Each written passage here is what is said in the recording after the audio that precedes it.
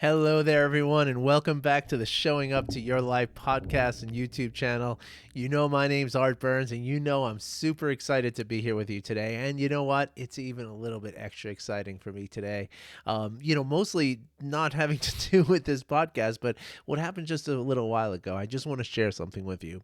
So this morning, I had a wonderful meeting with one of my amazing clients who I get to work with. And I really do, when I say I get to work with people, I mean, like, I feel lucky to be able to work with people. And I really do. I mean, each person is, completely different, right? People bring all kinds of different, objectives and all kind of different, challenges and all kinds of different, just versions of self to these meetings, to the program that I work with, right? And so each person is this unique sort of set of just really exciting things that go on. But one thing that's really common, right, that almost everyone goes through this. Almost every single person that I get to work with, that I'm fortunate enough to work with, has this moment, right? And this is what happened with my client this morning, right?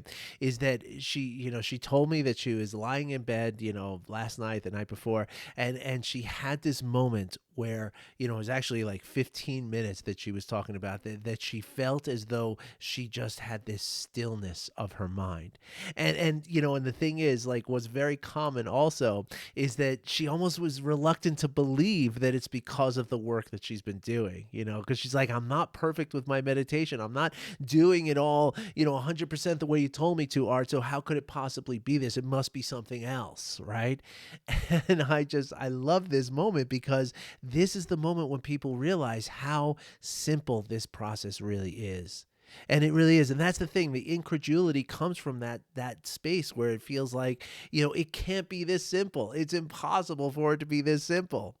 But it's not. It really is this simple. And it's just such a wonderful treat for me every time I get to watch somebody go through that process, when they connect it, they get it. Like that moment where it's like, wow, this is the stillness of the mind that I've always heard about, and yeah, I mean, it was just such a gratifying thing to go through this morning with this person.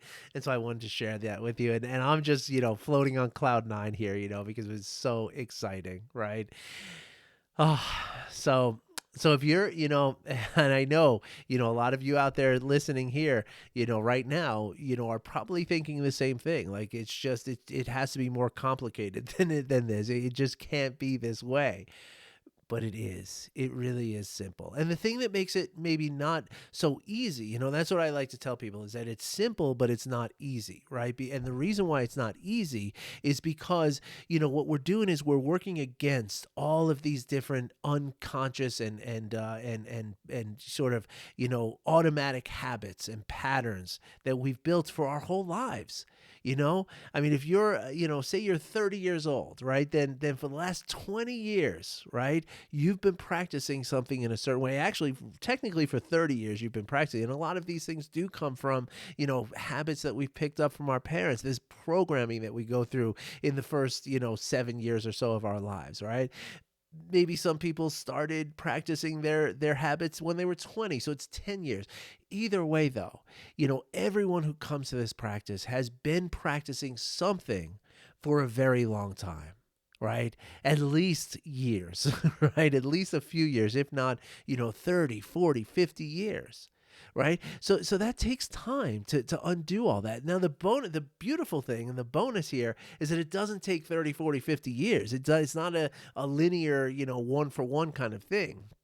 Right. Because just because you're practicing those things for all that time, it doesn't mean that that's how long it took you to get into those automatic habits, right? And so it's very nonlinear. And so undoing some of these habits, right? Usually, it takes maybe a couple of months, maybe a few months, but the thing is that it's a process, and along that process, you start learning things and you start seeing things in a different way, like my client did last night. And that moment, when you feel that moment is when it's like, oh, wow, okay, and then when I'm here as your coach to make sure you understand that it is the work that you've been doing, right? Because what happens is, just like with the person I was talking to this morning, she was like, well, I haven't been doing this formal meditation, but I've been doing the pause every day, so I think I've been doing the pause, right? And and it's like, then I explained to her that,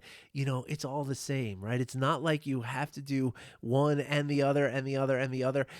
Generally speaking, it's just a combination of everything. So if you're doing, say, 3 or 4 days a week where you're sitting in formal meditation, but yet every single day you're doing, throughout the day, you're pausing and checking in with yourself, well, that's like meditating every day, right? So I don't want to get too far into that because it's a long, long thing that I could get talking about here. But the idea, though, is that, and this is something that's just really amazing to me, is that, most of what I do as a coach, right? I spend a lot of time teaching, and I spend a lot of time encouraging and holding accountable, right? Those are very, very big aspects of what I do here. But but really, when it all boils down to it, the thing that I do the most is I give people an accurate, reflection of where they're at. And the thing is, I say that, and if somebody said that to me, I would think, oh, so you're going to tell me how bad I'm doing, right? Like, you're going to criticize me and tell me all the different things, like a basketball coach would, right? Like no, your layup form has to be this. You got to change. You got to improve. But actually, it's the opposite. That most of the time, almost exclusively, when I'm reflecting back to somebody, I'm telling them, how they are better than they think they're doing. I'm telling them how they've accomplished more than they believe that they've accomplished. And once I can illustrate that to people, it becomes like this real aha moment, and a very exciting aha moment is that. So I'm just throwing that out there to tell you that, number one, I'm just telling you how super excited I am today because of this, but also to let you know that it's there for you too. Right. And if and if you're doing the practices, then maybe you've already had this aha moment, right? Maybe you've already had this moment where you tapped into the thing that we're going for here, and if you have, I'm super happy for you. Right. But if you're struggling with that, and you're wondering how to get into that, if it's still not happening for you, well, then that might be a good reason to call up somebody like me who can coach you through this.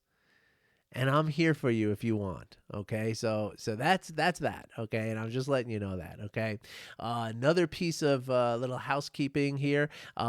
Yes, we did a great Saturday sit in the Learning to Surf group. Yes, over the weekend. So that plus all the different episodes are available on that podcast. I'll put the link in the description. But also something else is coming out of this Learning to Surf program, and so if you're interested, I'm going to start an Intro to Mindfulness course in a couple of weeks. Okay.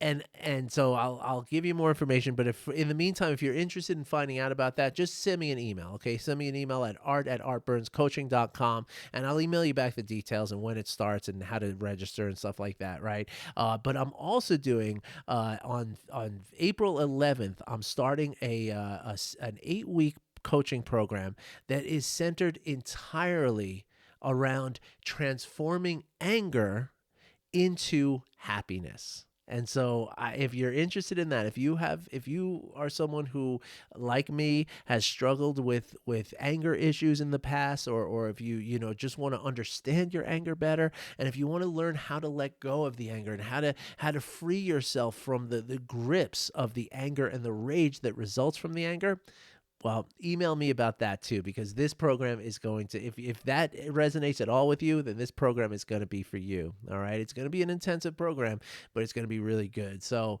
if you're interested in that, you can email me about that too, and I'll send you details. But there will be announcements coming in the next couple of weeks. But I'm just so excited. I just met with my coach talking about this, and we're like that close, so I'm really excited.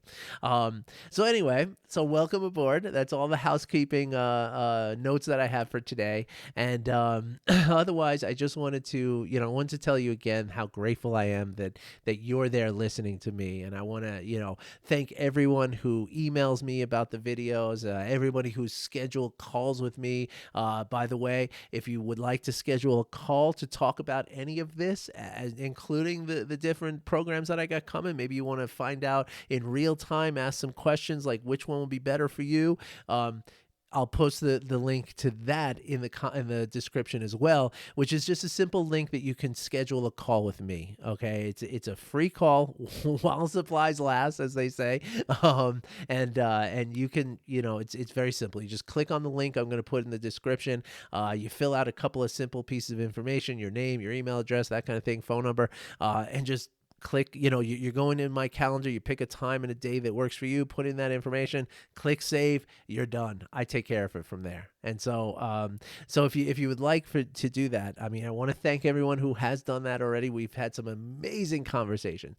And you know what? Not everybody winds up being a coaching client. And that's okay. That's okay for you, and it's okay for me. First of all, I will never push somebody into coaching who it's not a fit for, right? Like if I feel that the coaching is not really right for you, I'm not going to let you in. I'm not. I mean, I love you, but I'm not going to let you in. I'll figure something else, some other way to help you. I mean, in fact, 2 people this weekend, told me that because of circumstances, they weren't able to hire me as a coach. So you know what I did?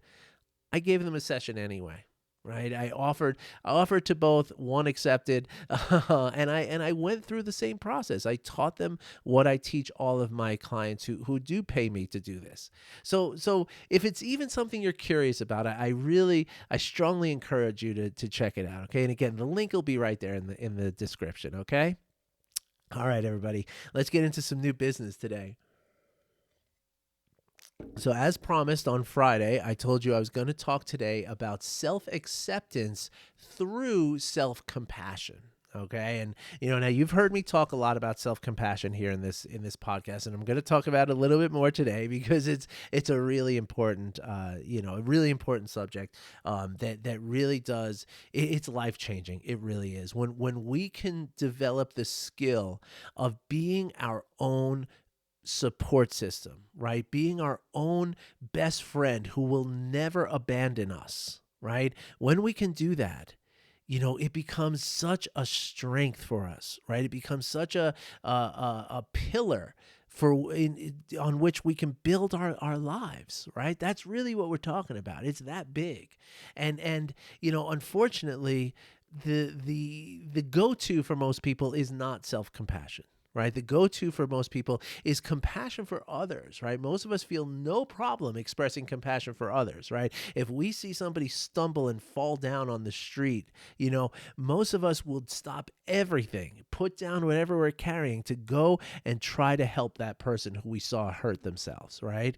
But yet when we fall down on the street, we feel embarrassed. We chastise ourselves. We scold ourselves, and we say, how could you be so dumb? How come you didn't see that thing you tripped over or slipped in or whatever it is, right?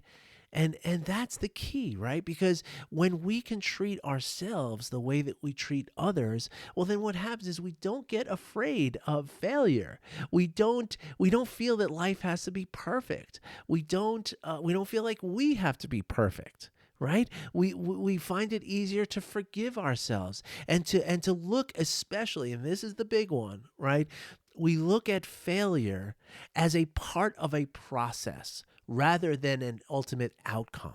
Right? A lot of times when and this comes from our schooling and stuff, right? So, you get a grade at the end of the year, right? After you've done everything you could possibly do, now somebody's going to judge you and say, you got A, B, C, D, or F, right? And if it's an F, well, then your whole school year has been a failure, right? That's how we're programmed to think of it, right? So we're programmed to think of failure as this end result, right?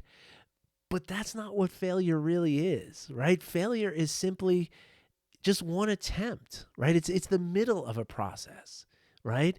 And when we fail, we can make changes. We can adapt, we can adjust, and we can try again. And that's where we improve, right? Because when we learn from our mistakes, we can carry those forward, and we can remedy those mistakes. We can learn from them. We can, perfect ourselves, right? And because, as I've told you here before, the only thing you can control is yourself. That's it. That's it. You have no control over what happens in your life. You have no control what other drivers are doing. You have no control over how other people are talking, whether they're going to show up, whether they're not going to show up. You can't control any of that. And so, so the only thing we can control is what's happening in here, in our bodies, right? Which includes our mind, of course. And so when we can cultivate this self-compassion, right, then we get to work on ourselves on a much deeper level, in a level that is not afraid, not ashamed, and not embarrassed, right? And when we can do that, that's when we progress, and that's when we grow. And when we grow in this way, that's when we can really achieve the dreams that we have, right? Because again, at that point, failure doesn't seem like a bad thing. Failure just seems as part of the process. It's part of the learning process, which is really the accurate way to look at failure, right? It's not an end result. It's just part of the process. So how does self-acceptance come into this, right? So self-acceptance is, well, acceptance in and of itself is a tricky thing for people to sort of wrap their heads around, as the saying goes, right? But self-acceptance is like 20 times more so, right? Maybe 100 times more so, right? So the idea of acceptance, right? And one of the, when I say the word acceptance, right? And especially self-acceptance, but it's acceptance on any level. When I say the very word, I feel the bristling that people come up with, right? Because the idea that most people have is that, I'm not here to accept what's happened in my life, right? I'm here to change the things that happen in my life. And that's true, right? And that's the thing. Acceptance and self-acceptance do not contradict that, right? But that's what most people feel. Most people believe that, well, if I'm too accepting of myself, then I'll never improve myself, and I'll never, achieve who I want to be or what I want to do in my life, right? And I get that. I get the logic behind that, right?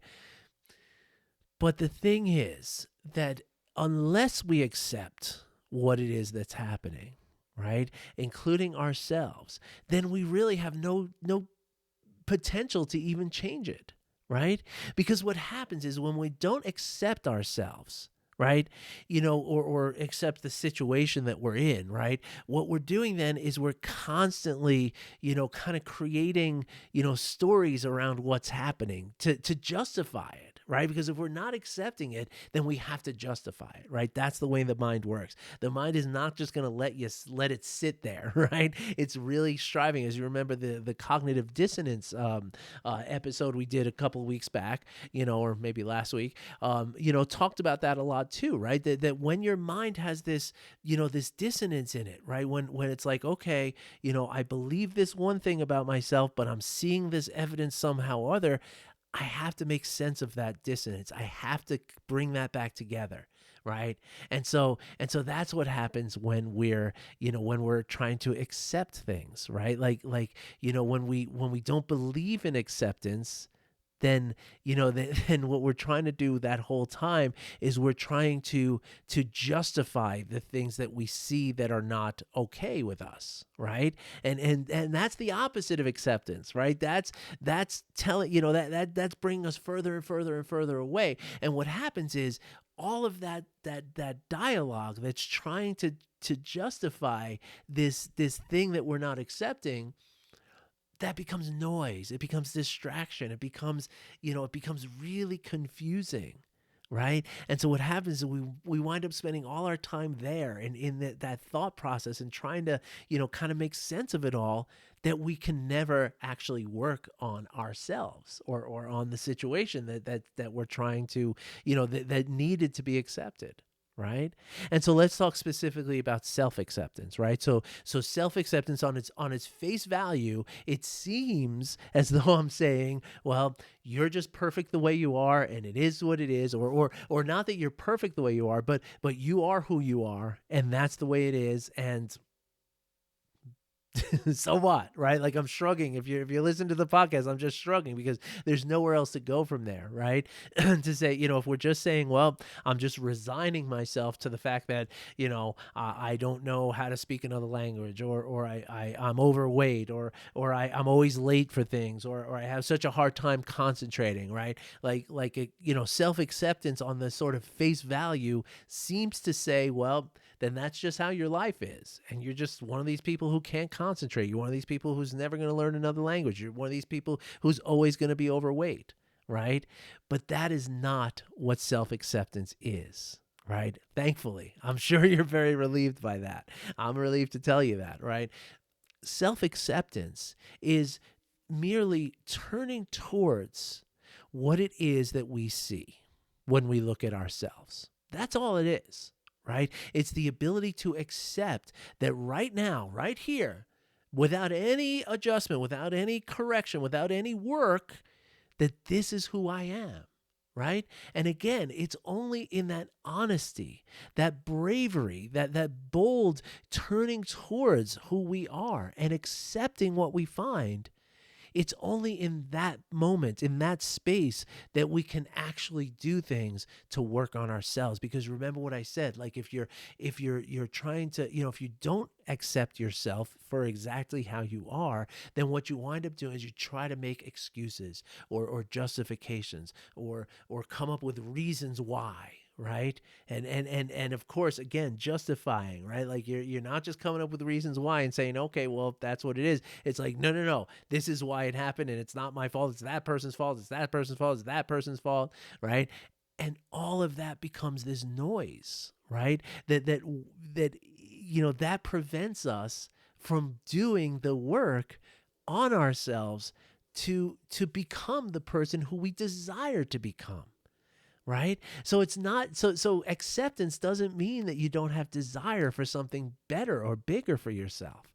Right? In fact, acceptance, just like I mentioned before, is the acceptance of circumstances, the acceptance of yourself actually facilitates that improvement. It facilitates the ability to look at yourself, look at some guidance from someone like me, and put those things into practice, so that you can improve, so that you can live the life that you want to live.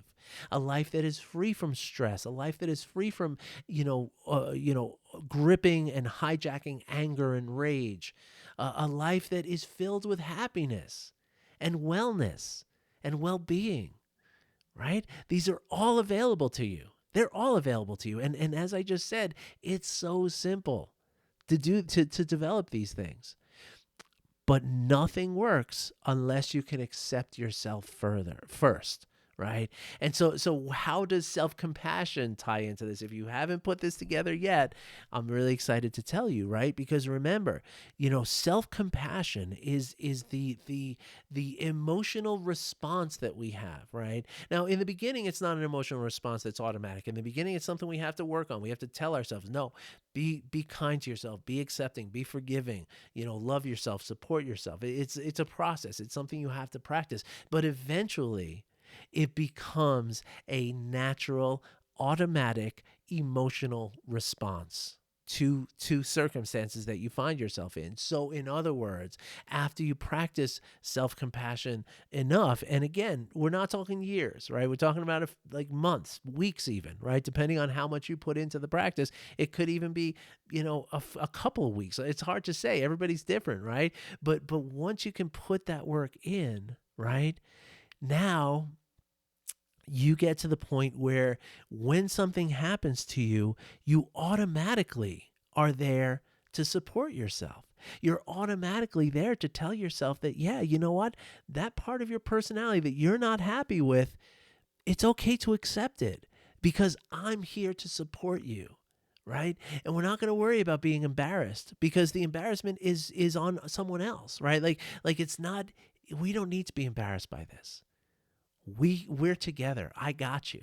And this is what you say to yourself. And again, you say it eventually in a very automatic way. And it's something that just, it's always there for you.